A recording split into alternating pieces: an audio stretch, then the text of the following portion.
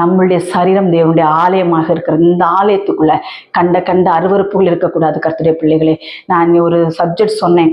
இந்த கிழவர் வயசான தாத்தாமார்கள், கிழவர்மார்கள் இந்த வாலிப சமுதாயத்தை பார்த்து கெட்டு போறாங்க, இந்த சின்ன குழந்தைகளை கற்பழிப்பு, இந்த மாதிரிப்பட்ட நியூஸ் எல்லாம் நம்ம கேள்விப்படுறதுக்கு முதல் காரணம் வாலிபர்கள்.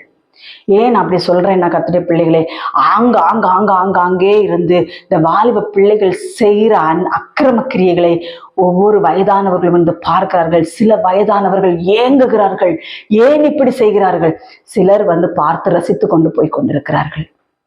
இந்த ரசிப்பை பார்த்துத்தான் மற்ற பிள்ளைகளை போய் அவர்கள் கை வைக்கிறது. நான் சொல்லுகிறேன், சாத்தான் எப்படி வேண்டுமானாலும் வருவான்.